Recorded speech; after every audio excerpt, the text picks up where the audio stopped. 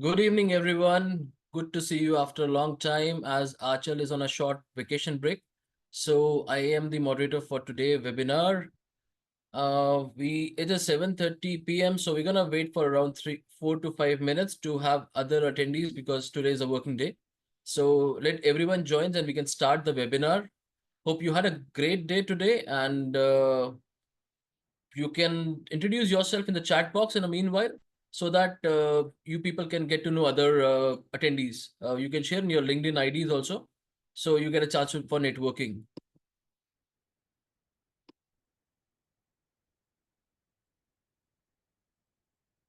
Welcome, Benel. Welcome, Imad.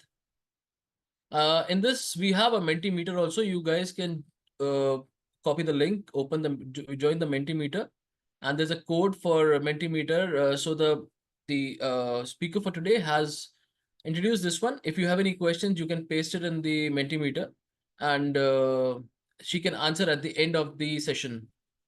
Welcome, Ali. Welcome, Tisangma. Welcome, Corinne. Welcome, Mohammed. Welcome, Imran. Welcome, Gautam. Welcome, Adil. Welcome, Manzar. Welcome, Shibu. Welcome, Lisa. She's the one. Welcome, Mitali.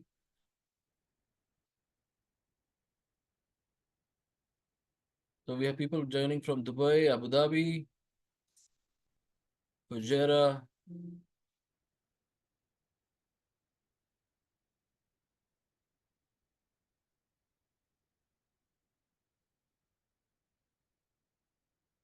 Welcome, Abdul. Welcome, Vishwanathan. Welcome, Shabil. Welcome, Fabio.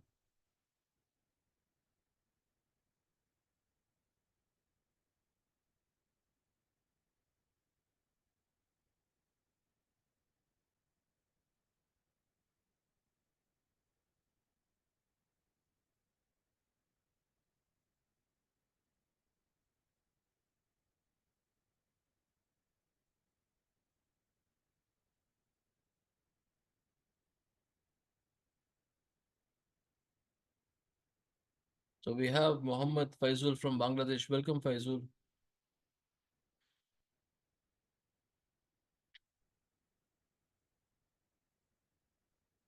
We have Amir joining from Calgary, Canada. Welcome, Amir.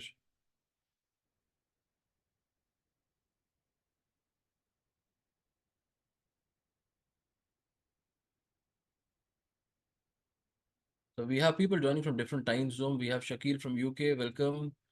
Dwayne from New Jersey. Welcome. Ala from Lebanon. Welcome.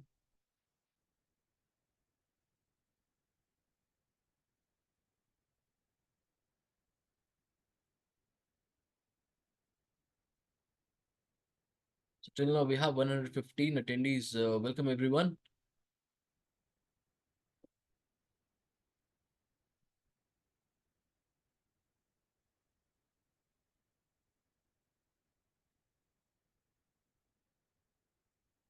This session will be 1 hour, 15 minutes, which will have our speaker will be talking on the topic, and we'll have a question and answer round at the end of the session. So in the meanwhile, if you have any questions, you can post the same in the Q&A section. And if you have anything related to suggestions, you can post in the chat box, or you can also put that in Q&A section.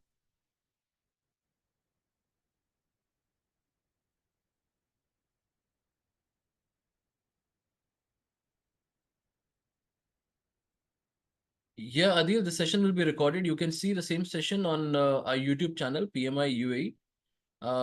So we upload all the sessions there.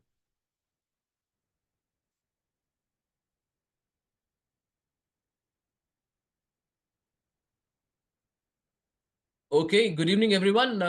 As I said, good to see you after a long time. And my colleague is on break, vacation break. So I'll be doing the moderation for today. As we have attendees from different time zones. We have from New Jersey, we have from Canada, we have from Lebanon. So good morning, good afternoon, good evening to everyone. And welcome to another PMI chapter UAE chapter webinar.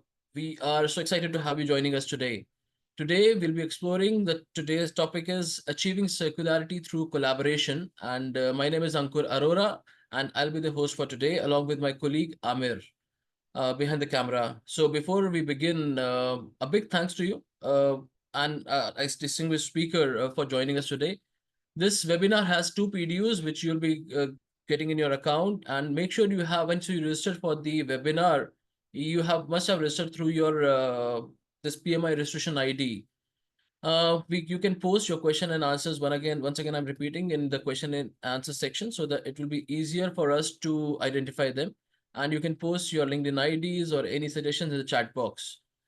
Before we start, we'll just go through a PMI, our slides.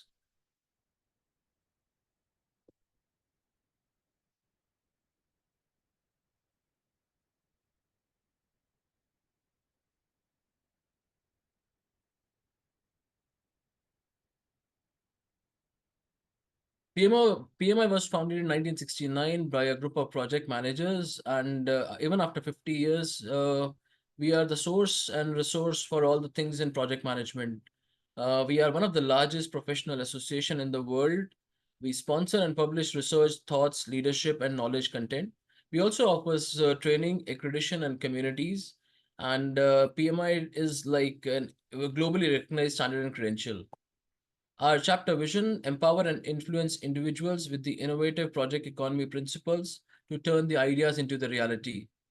Our chapter mission: to disrupt and create value driven opportunities to our chapter members and partners to become agile, innovative, productive in the platform for the growth of project economy. We have currently about approximately 4,000 plus active chapter members. We are run by totally 100% by the volunteers. We are amongst the top five chapters in PMI EMEA region. We focus on the top leading industries and trends. We are serving the UAE aspiring community of project managers, PMI certified holders, and project and program professionals that are seeking the project management capabilities and offering and believing in the importance of our profession. We are totally depending on you in order to make our chapter activities as interactive as possible. Our board of members, led by Mr. Adil Sultan, he's the president for PMI UAE chapter, and getting supported by other chapter directors. Our member benefits, this membership benefits, you get an access to PMI library, PMBOK guide, you get access to projectmanagement.com. You also get a certification discount up to 30%. You have events which is only for the members who are the PMI UA chapter members, PMI chapter members. You have an access to PMI Standard Plus, PMI Pick and Career Navigator, and you also have an access to tools and template publication reports, etc. We have four pillars: networking, learning and knowledge sharing, career growth, and events. We have a lot of support from these pillars, and these webinars are a part of events. We also have like Member Corner, which is a space to contribute, share, and elevate the discourse on project management related topics. We also have Member Spotlight, where our Member Spotlight series, an exclusive, innovative, dedicated to celebrating the incredible professionals who shape the landscape of project management in UAE. You can also get in touch with us through these channels like LinkedIn, Facebook, Instagram, Twitter, YouTube, and WhatsApp. Any queries related to membership, volunteering, and general inquiries, these are the email IDs.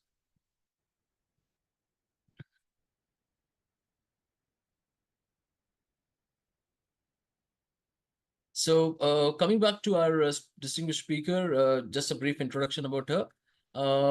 For the speaker for today is Lisa White. She is an author, TEDx speaker, instructor, professional speaker, and a consultant. She has more than 4 decades of experience, and she'll be sharing her knowledge with us.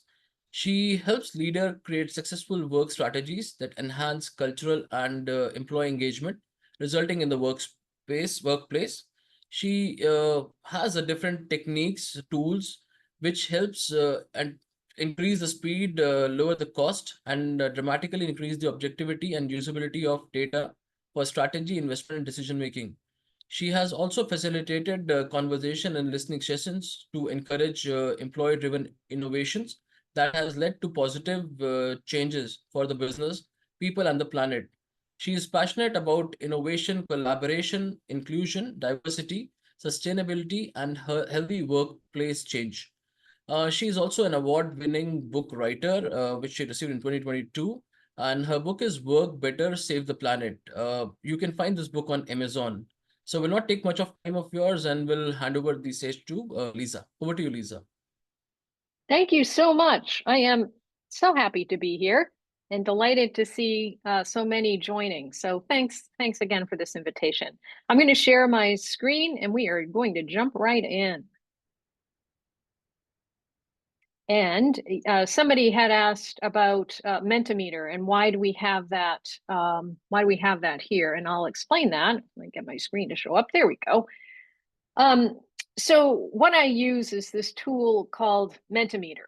And it's just, you can still use the Q&A to submit your questions, but you can also use this tool to submit questions as well. And you'll see, I'm going to show you this in a second, you can just either hit the link that was added in the chat, you can click on that, or you can take your phone, hover it over the QR code, and join that way. And why do I use this? Why am I using it? Well, it's because it's a tool that I found to very efficiently working with teams of people to get their input and also to get their input in an anonymous way. Sometimes people don't want to speak up in front of others.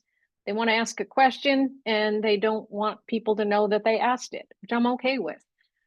So there's just a way for you to connect. And once you're there, you hit, you'll see it says you're all set, waiting for presenter. There's a little thumb. If you hit that thumb, you can see in the lower right of the screen here, it's telling me that people are connecting. So that thumb just lets me know that you're connecting and things are going okay. I'm also asking a few questions of you through this presentation, and using Menti, you're going to be able to answer these questions for me. So that's why we're using that. You'll also see, I've just advanced the screen, it says ask new questions. So if you click ask new question, you can submit a question anytime during this presentation.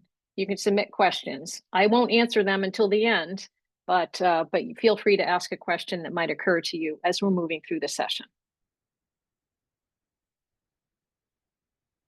Ray Anderson was the late CEO of Interface Carpet. And if you know anything about carpet, you know that it is made of petrochemical materials and it's really bad for the planet. Ray was leading a very successful company, employing many people, providing good jobs, and he thought he was doing good work. But in the 1990s, he read The Ecology of Commerce, a book by Paul Hawken. And in that book, the author challenges business leaders to consider what they can do differently to serve the planet instead of exploiting it for profit. When Ray Anderson read this book, he said he had a visceral reaction. He called it his spear in the chest moment. And he realized that he could be doing things so much better and differently. And again, this is the 1990s.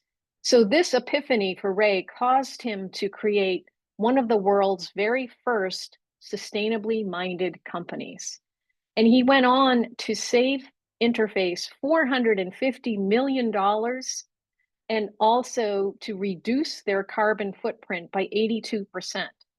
So not only did he start doing good things for the planet, he still had a profitable business and was still employing people with great jobs.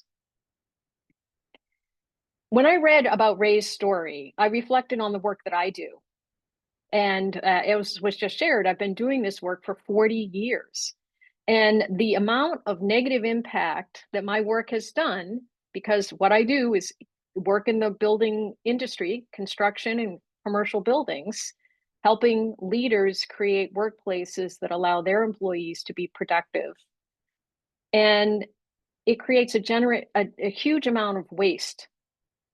39% of global carbon emissions come from commercial buildings, from the heating and cooling of buildings, and from the amount of waste that goes into landfills. And it's a tremendous amount of waste. 12, I think just in the US, the number is 12 million tons a year of construction debris and furniture waste going into landfills. Why does this matter? Well, landfills create methane. We often think that, oh, it's beef and cows that create methane, but it's actually landfills, which, I mean, cows do too, but landfills have a tremendous negative impact. So this realization that I have dedicated my career to creating spaces that actually is harming the planet gave me my own epiphany. And it made me think, what can I do differently? What can I do differently in my work to really make a positive impact? And you may, in your own work, have challenges that you face. Perhaps you are part of an industry that also is damaging the climate. Or maybe you have a building that you know could be more efficient and it's contributing carbon to the atmosphere. Or maybe you're just a person with kids or grandkids and you're realizing that what's going on in our world with climate is just the change is just going too slowly. Your opportunity in your role, especially, so I'm so excited to speak to the PMI and you professionals. You are in so many different industries and realms of the world in your work. You have a tremendous opportunity to make a difference. So that's why I'm super excited to be here to talk with you today. The book that was already mentioned, this was part of my sort of realizing how things could maybe be different. So I wrote this book and published it in 2022. And when I was conducting research for my book, I learned of a statistic that gave me hope. And that statistic is the tipping point for social change. We think, oh, well, we need a majority of people. We need 51% to want to change their ways to make a difference. Well, the good news with social change, and that's what climate change is, it's a social problem, is we only need 25%. If we can get 25% of people to start to do things differently, we can create a movement. We can really make big change. And the other good news with social change is that 8% of people will innately do the right thing out of moral obligation. Just they start to change their ways. They're the ones that started to compost early, or were into walking and green energy before others. So 25% minus the 8% that are already doing something right because they have a moral obligation leaves us with the number of 17%. So when I speak to groups, I often say, I'm not going to get 100% of you, but all I'm looking for is 17%. You may be part of the 17%. So keep that number in mind because there's so much that you can do in your work.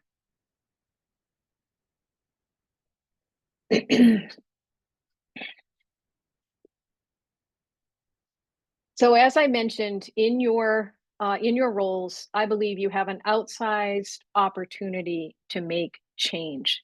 And yet, I also recognize that you are professionals and you're in work settings and doing your work in a way that maybe it's always been done. And so to challenge how things have been done could feel risky. And think back to Ray Anderson. When he made these big changes at Interface, it was in the 1990s.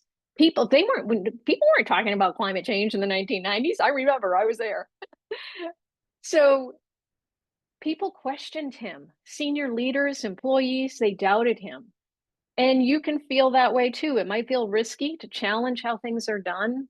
But when we believe in something that we can make a difference, that's where the power comes in sticking to your vision and sticking to the change that you want to have happen. So taking bold actions might feel risky, but I encourage you to just push a little bit outside of the comfort zone. And I'm going to share some ways to do that today as we're talking. The first thing I'd like you to do, you probably have your phone handy still since we're using Mentimeter, is find the calculator app and take your current age and multiply it by 52. So the example, I'm 62 times 52 weeks. That means I've lived 3,224 weeks. Then I want you to subtract 4,160. You can either do 4,160 minus the number of weeks you lived, or you can take the number of weeks you lived and minus 4,160. You'll come up with the same answer. Just one will be negative and one will be positive. So you'll see I have, if I'm lucky, if I get to 80, which is the average age that we all live in the UAE and US, it's about 80 years. That means I've got 936 weeks to live.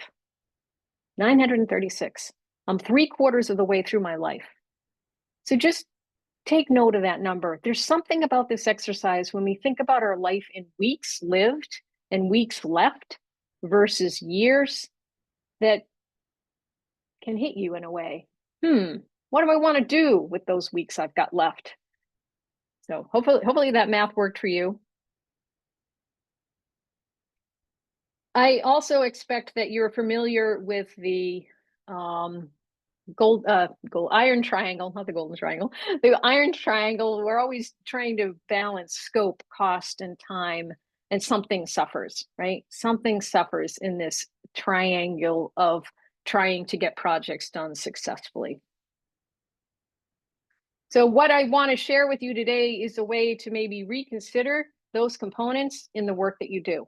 I'm sharing a project that's specific to a construction industry, but a lot of the things I'm sharing can be applied in other settings. So to start, I would like to hear from you. And so this is the first poll that I've got, the first poll question.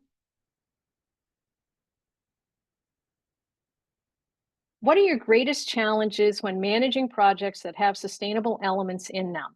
So when you think about the work you're doing, what are your greatest challenges? So it should be showing up on your device that you can choose as many as you want, or you can just choose one.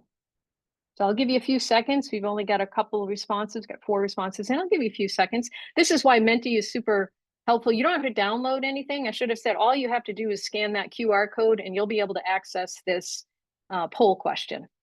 So I know we've got quite a few people on, so I'm going to give you a few more seconds to answer this.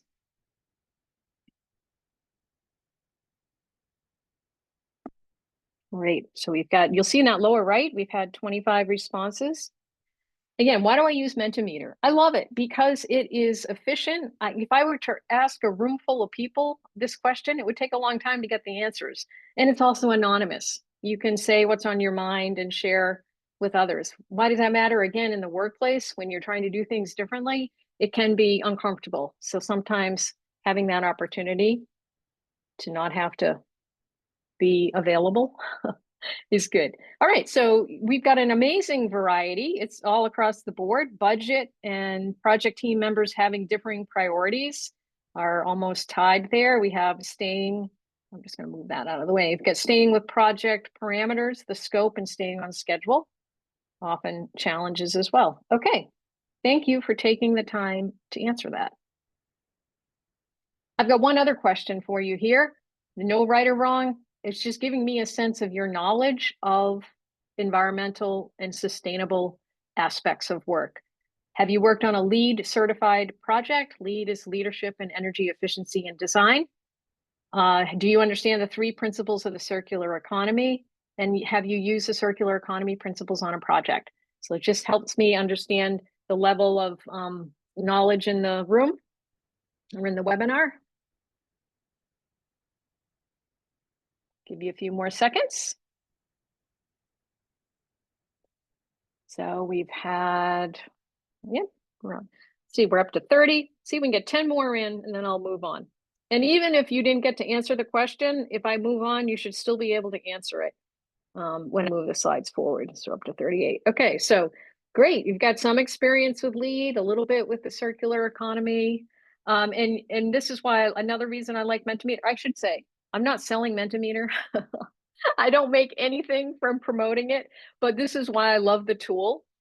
See how I hover over it? It tells me that 13 people said that they have no experience with this question, with LEED. So it shows me where people are ranking themselves.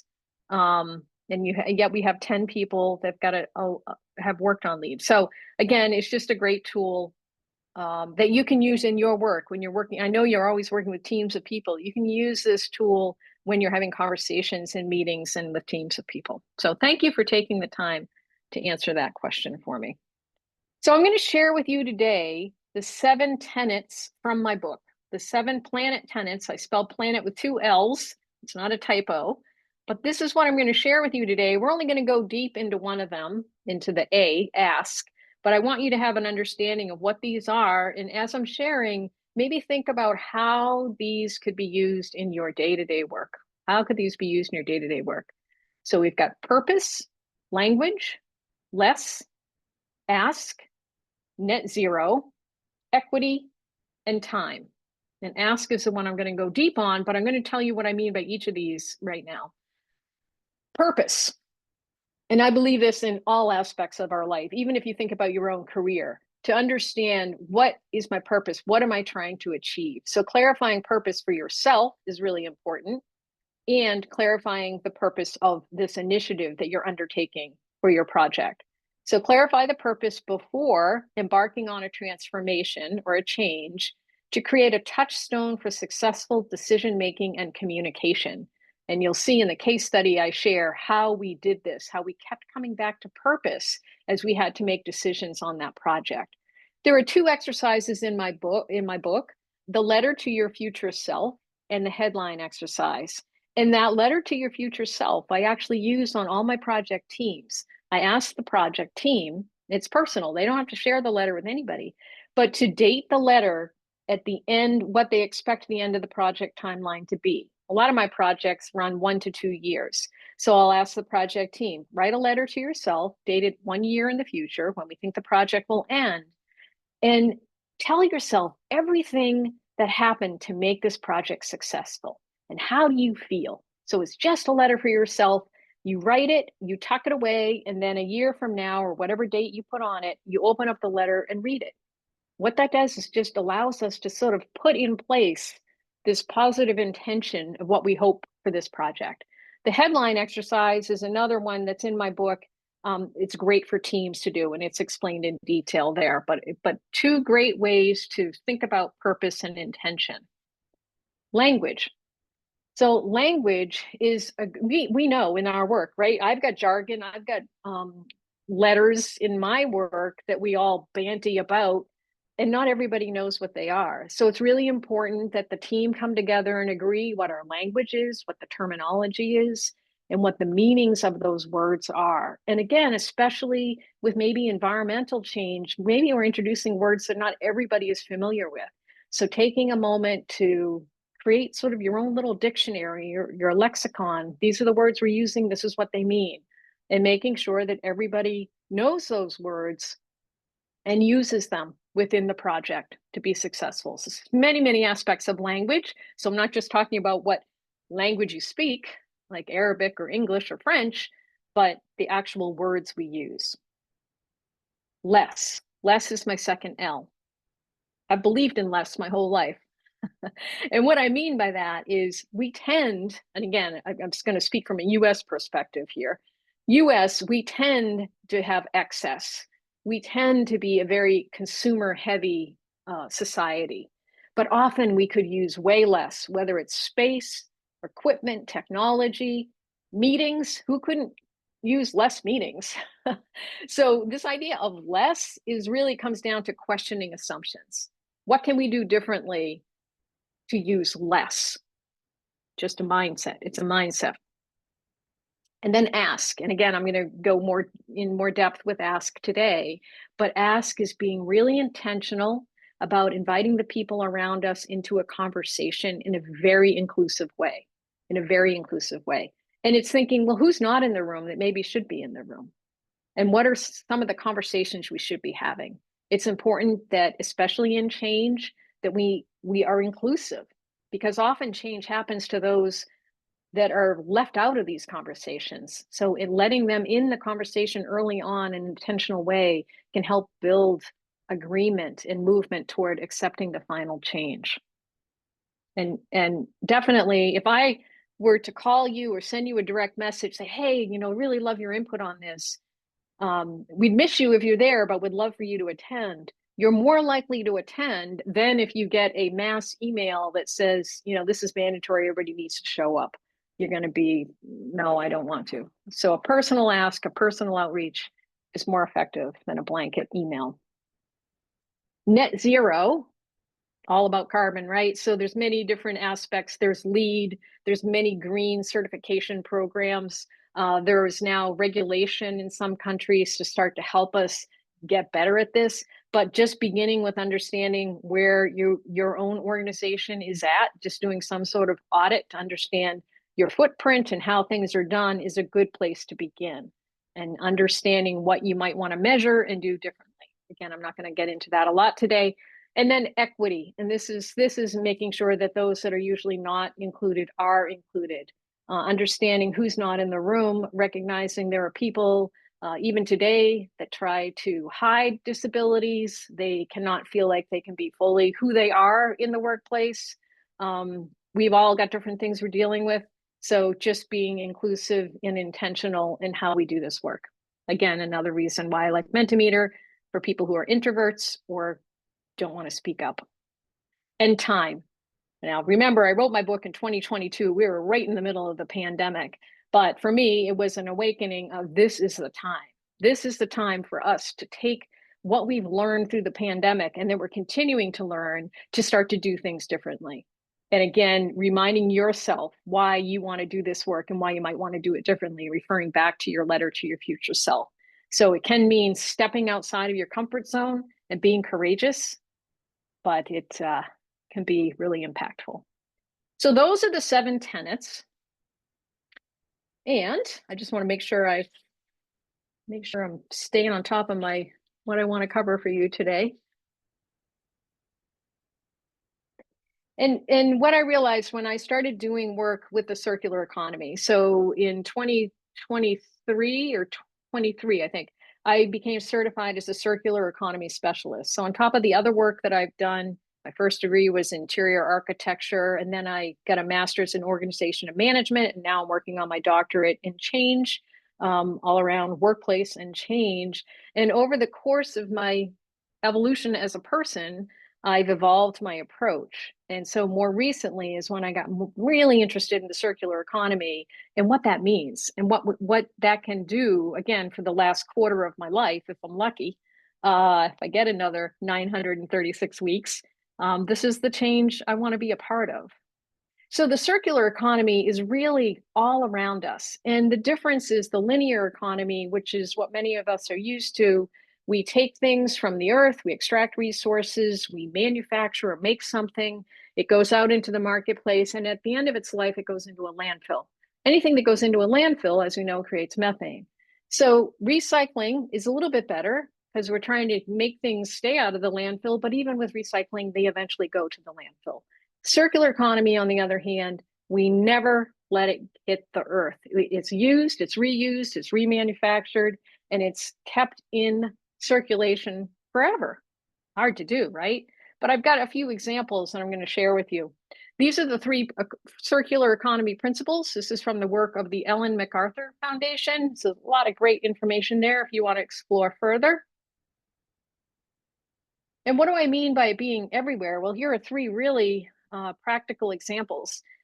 Appliances, washers and dryers. There's a company in the Netherlands that instead of you buying a washer and dryer and then at the end of its life having it go to a landfill, you use the product, they bring it to your house, you use the washer and dryer, and you pay every time you use it.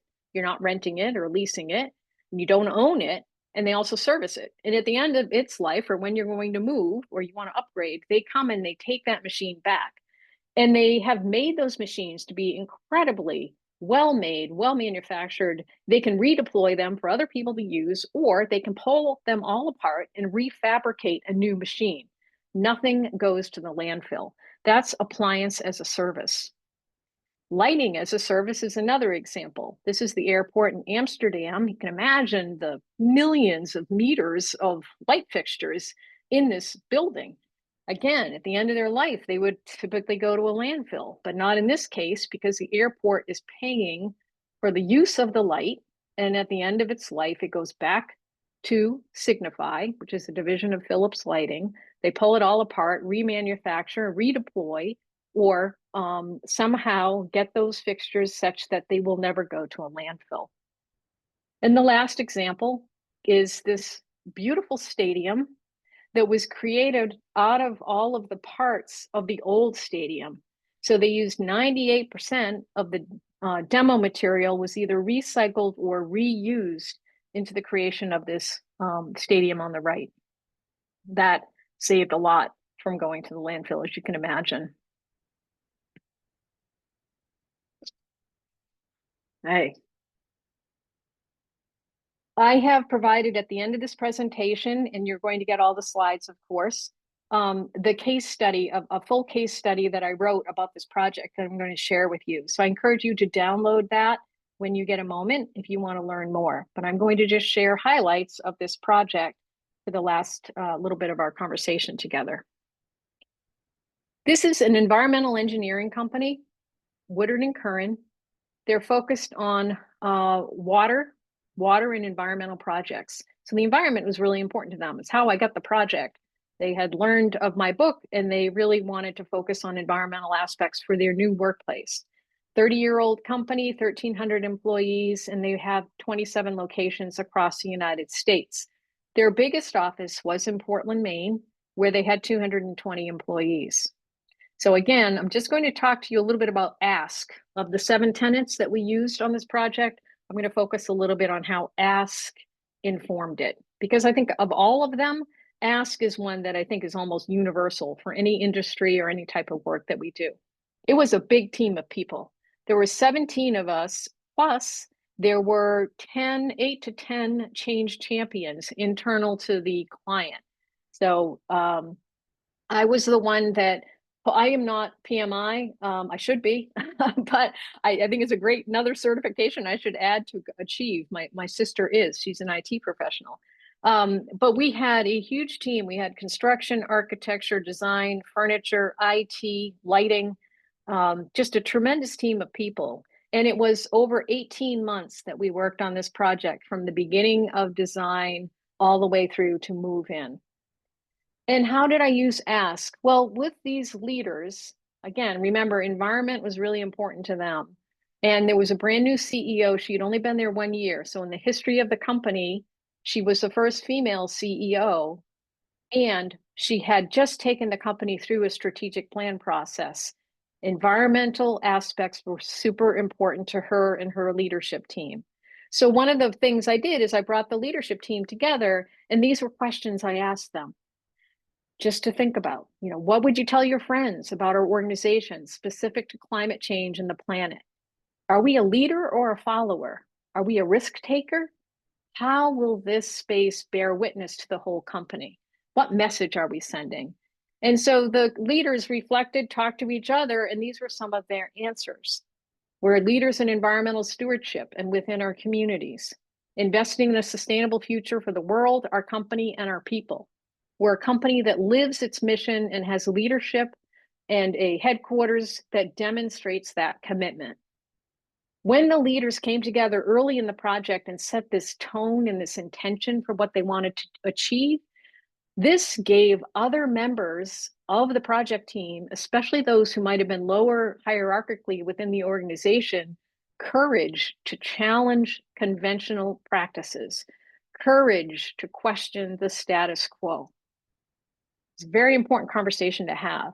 And you'll see more about this in the case study, but I also asked all the people involved in this project to think about how much did they know about the circular economy before we did the project, and how did they feel after 18 months later. So most people gained quite a bit of knowledge on this project. Even the contractor, who was one of the top contractors in the country, Chinbro Construction, still found a little bit of growth in their knowledge and understanding. So it was definitely a learning curve for many of us, but people were really willing to sort of treat it as an education as well as a work project. So you can get a full copy of the case study by scanning that QR code or linking to that. You'll also, like I said, get all of the slides. So what I'd like you to do, I'm glad we're going to have time for questions, and I see that a few have already been submitted in the Q&A and also in Menti. But before we close and start to dig into questions and have more of a conversation, which I'm really excited to have with you, I want you to reflect and just think, when you think about the projects, the work you're doing day to day, is there anything that you think you might be able to do differently or that you're compelled to try, even if it feels a little out of your comfort zone? So I'd like you to think about that. And then I've got Menti up. This, you can type in a full thought here. What's an action you might take as a result of this discussion we just had?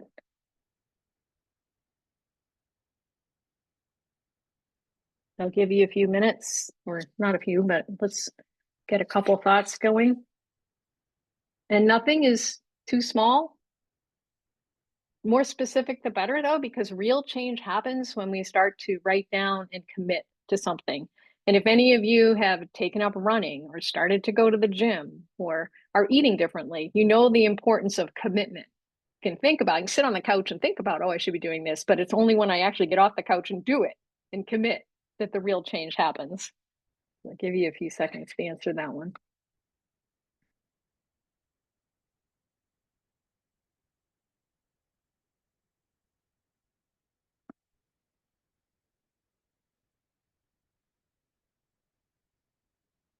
All right, we have our first brave entry, think green. Yeah, great.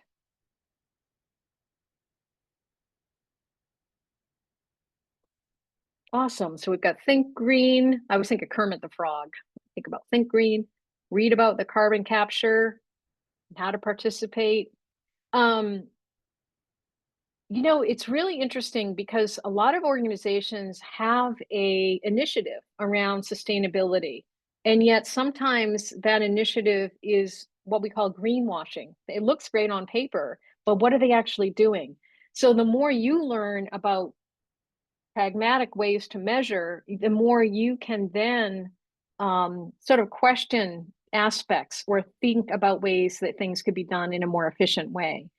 I actually, my own kids taught me a lot about circularity just in their actions. I've got 3 now young adults, and they never buy any new clothing. Never buy any new clothing. They're all about consignment stores, thrifting, thrift stores, which is a great place to begin. So we've got more here. I'm going to let this scroll a bit. We've got electric cards, sustainability, learning more about circularity. The Circular Economy Institute, CEI, has terrific information about circularity. It's where I got my certification. Oops. Let's see what else we've got. The other, yep, sustainable groceries. We've got people who are growing foods, training for staff. You know, again, that's a great place to begin. Just have a conversation with staff. And in my book, I describe a 20-minute meeting you can have to open up a conversation. You never want to make people, and this is one thing I also write in my case study, you never want to make people feel ashamed or judged. It's not about that. It's all about just trying to learn more to do better. That's really it, you know, do the best you can. And then when you learn more, do better. Somebody said that. Somebody famous did that. Look at the supply chain. There's so much with the supply chain and procurement that can really be looked at, and having a conversation with people in your organization that are responsible for that is a great conversation to have. Looking at the KPIs to measure circularity and deciding what should we be measuring. But before you know that, first you got to know, well, what do we measure or where are we at? So it's understanding our current state, then having a conversation, thinking about what's our future state desired, and then what do we need to measure to get there. Wonderful. Great. You've got lots of good ideas here. Planet, people, profit.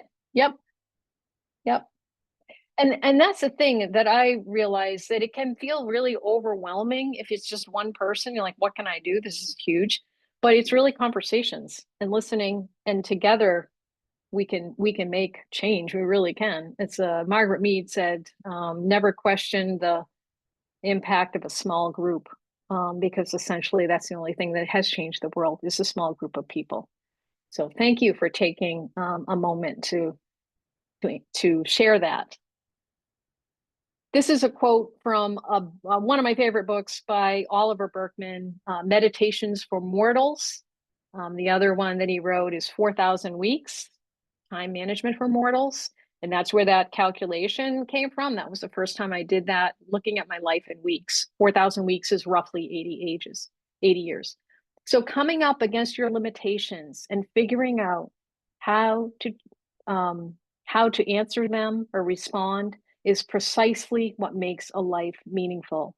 You know, if our lives were all easy and things were just smooth all the time, what kind of life would that be? It's those challenges and limitations. That's what makes a life. That's our opportunity.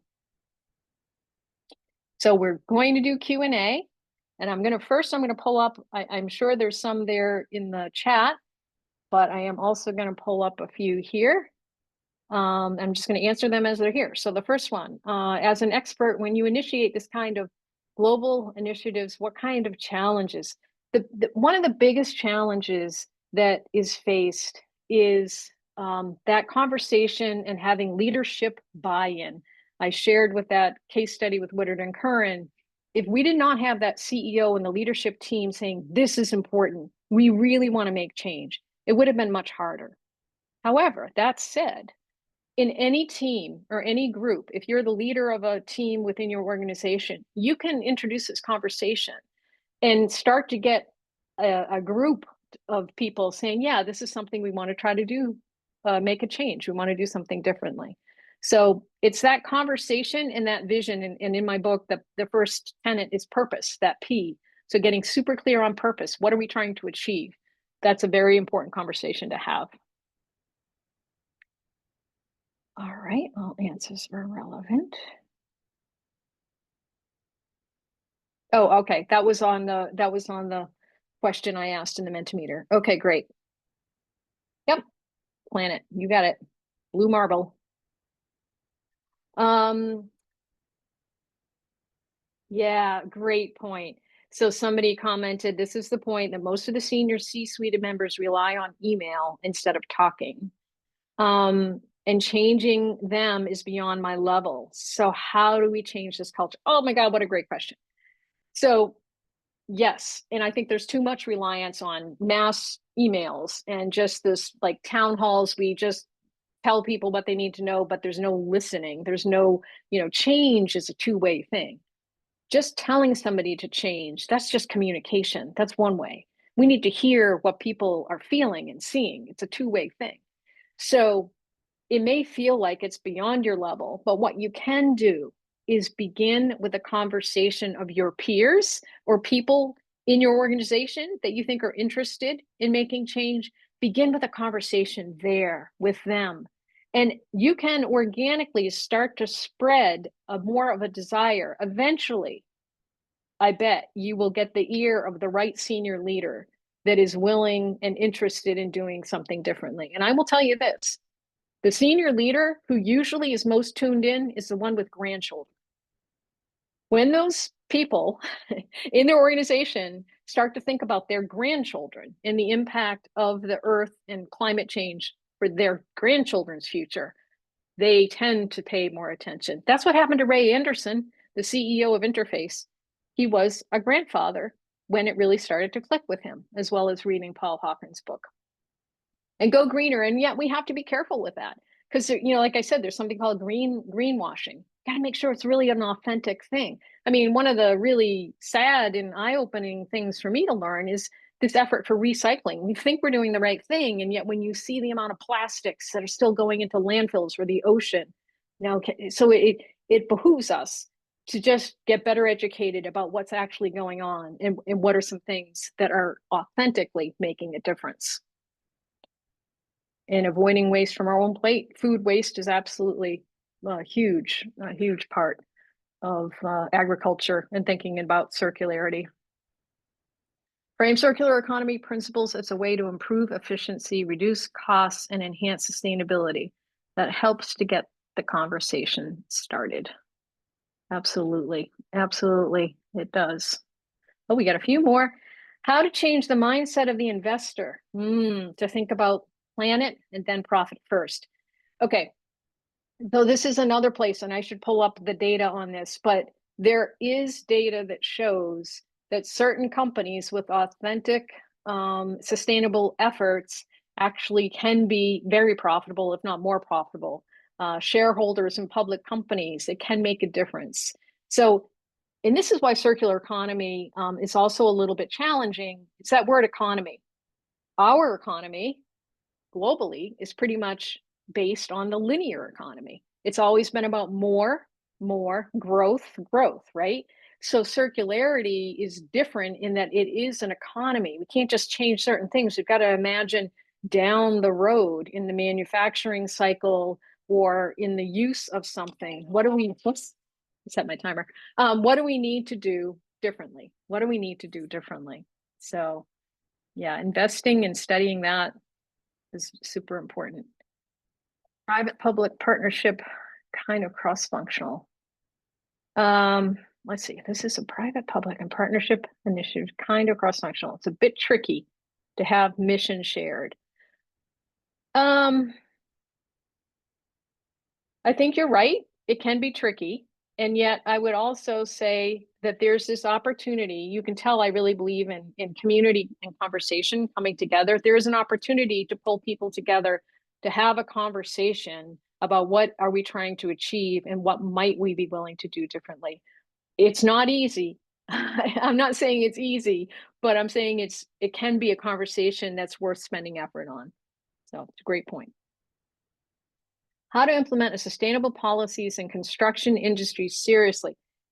There are many different levels of doing this. And there are certain construction companies that embrace this wholeheartedly, but I realize it varies around the world.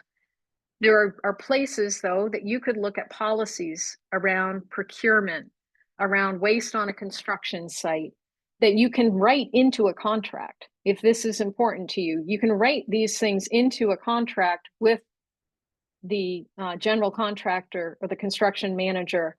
But again, there needs to be an interest. It might be meaning I've got to find a contractor that is open to doing this and have a project that wants this and then put them together.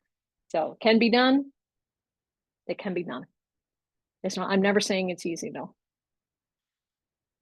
Successful project that fully embraced circular principles. The case study that I wrote, that one that I just shared with you today, I would suggest you download that because I think it is a pretty good example of but I always say it's not sugar coated, it's warts and all. I share lessons learned. Did we nail everything perfectly? No way. But it's a movement in a right direction. So I would share that project as an example of a successful project that embraced circular principles.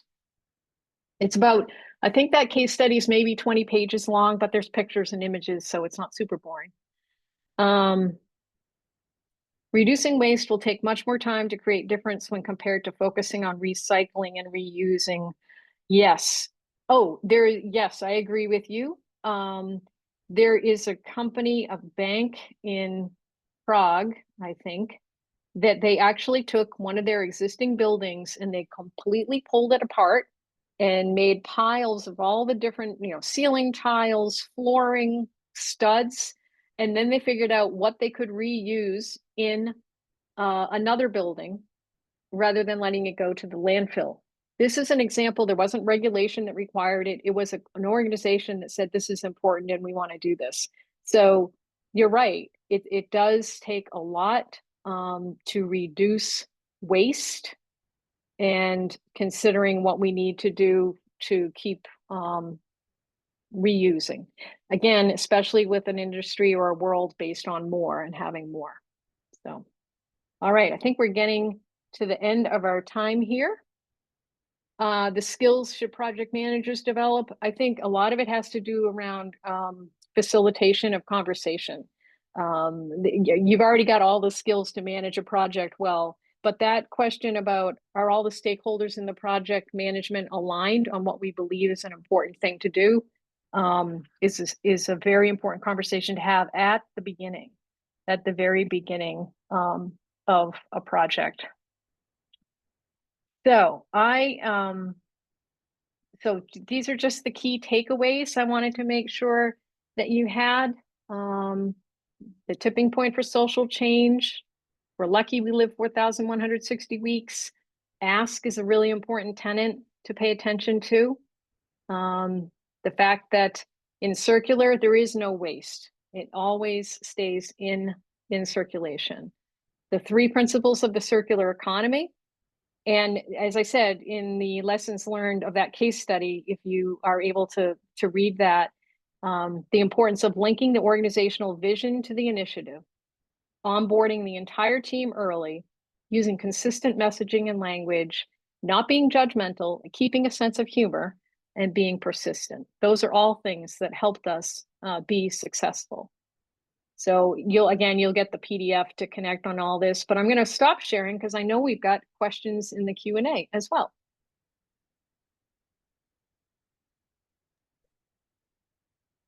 Hey, thank you, Lisa.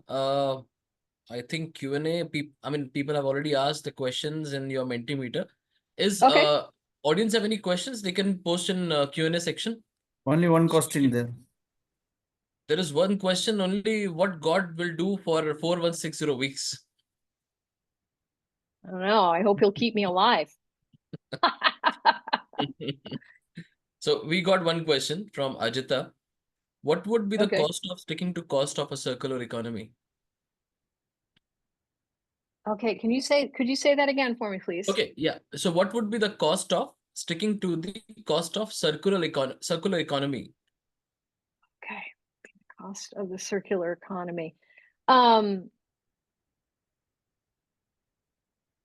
Actual cost analysis of a circular economy initiative versus maybe a linear one. I don't have an answer for that.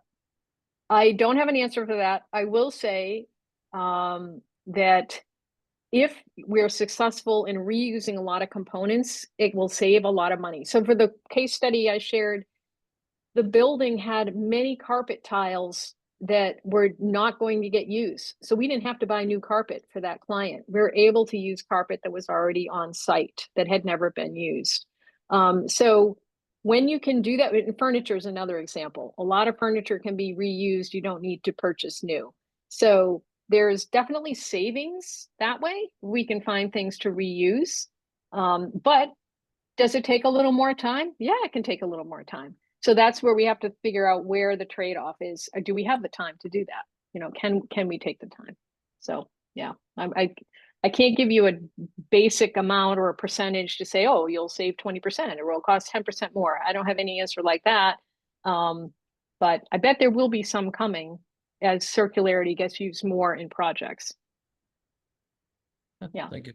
So we got one more question from Love Kumar. He is working as a biotechnologist in UAE, and basically his job is for in UAE on plastic to fuel project, then to SAF. Okay, so he is asking what he should do to keep economy circular. Okay. Well, I think, understanding those 3 principles from the Ellen MacArthur Foundation. So keeping materials in play as long as we can, that's one of the key ones.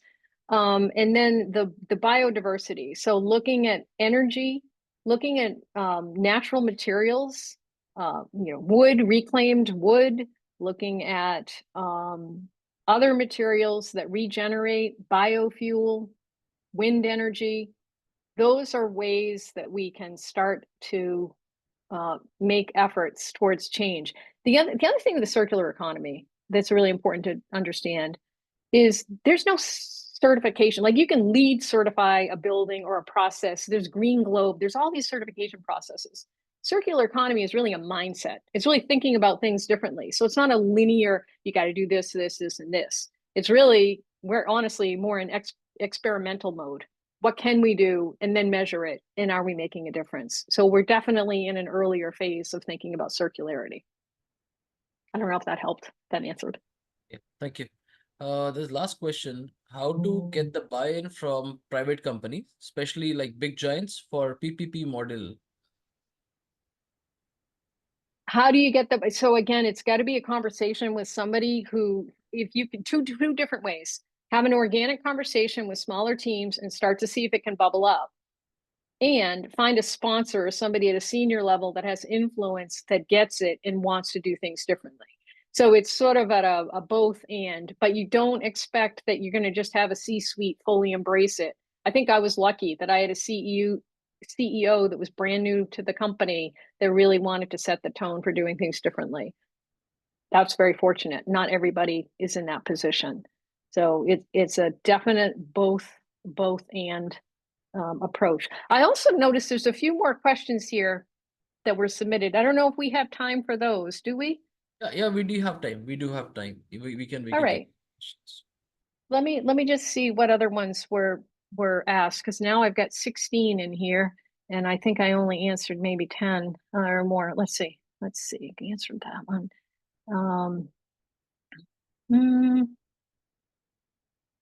Okay, here's a question. There's no rewards to an end user as of now. If so, lots will on board. Okay, there's no rewards to an end user. Well, there can be rewards. In the case study I share, there was a great deal of enthusiasm and pride about the resulting space. What did that do for them? It actually impacted the number of people that decided to come into the office. It impacted their engagement and happiness with their work. So, and those are things they do measure because they do an employee engagement survey every year. So it can have an impact. It can have rewards, but it might not be on the balance sheet. It might not show up where you think it will.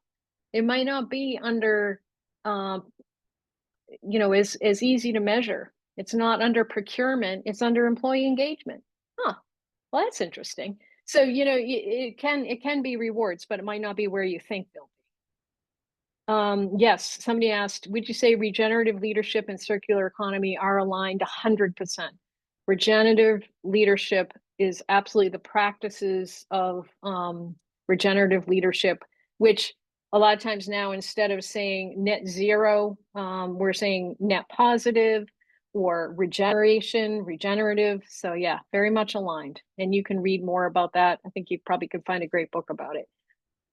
In large-scale facility management and construction projects, what are the key challenges in implementing circular economy principles, especially when dealing with multiple stakeholders with different probably perspectives? Yeah, that key thing is first that alignment conversation. So that's why I really emphasize getting clear on purpose and alignment in language so that we're all rowing in the same direction. We all know that this is what we want to achieve. And you might have some people sitting there. I'll give you, and I write about it in the case study. Electrical contractor. We wanted to use lighting as a service, like that airport I showed. We wanted to use that in this project. Well, there were a few challenges with it, including at the time supply chain challenges because it was in the middle of the pandemic. But one of the biggest hurdles was the electrician makes his money by buying fixtures and reselling them to the client. What incentive does he have to do things differently? What incentive does he have for us to use lighting as a service if he's not going to get profit on that anymore, right? So you got to understand where people are coming from, and then understand what are we trying to achieve, and that might mean it's going to impact. And when it impacts your bottom line or your profitability, sure, you'll resist to that. So this is why it's like conversation and getting aligned. Somebody wrote, this is the point most of this. Okay, that's the email. I already answered that one. My numbers are bopping around. Yep. Okay, maybe I've got, yep. I think I've got them all now. I think that was all the ones in Menti. Okay, I just wanted to make sure I got all those answered for you. So do we have any other questions from any of our attendees? I think there's no more questions. So Lisa, thank you for a wonderful session. And we, team of PMI UA chapter and other attendees, thank you for sharing your knowledge on circular economy. And I think most of us, even if we have a knowledge or we don't have a knowledge, we gain something from this session. So you shared about the Interface CEO case study. You also shared about the 7 principles, or you call it 7 tenets. Like we will try to implement and we'll try to use that in our daily life, and how we can use circular economy throughout our process. And we also learned about how much time, as you mentioned that formula, and you shared about 3 examples. It was very nice to know about them because I was not aware about them, like the appliances as a service, that washing machine, the lightning as a service, and also that Olympic Stadium in London. So thank you for sharing all the case studies, all the knowledge you have. And I really appreciate all attendees who have joined us, even if it was a working day after the whole, they did the work and all, they're joining us for these sessions. And sure, we'll be taking something out of this session. And also want to appreciate our marketing team for posting about these webinars on the websites and social media, and PMI chapter volunteers from membership team, outreach, volunteering, and finance, without whose support this webinar is not possible. So before signing off, a very thanks to my team, Amir behind the camera, and other people who have not joined us, but they're a part of this events team. Thank you everyone for joining. Have a nice day. Thank you, Lisa. Thank you so much. Delighted to be here. Thank you for sharing. Thank you.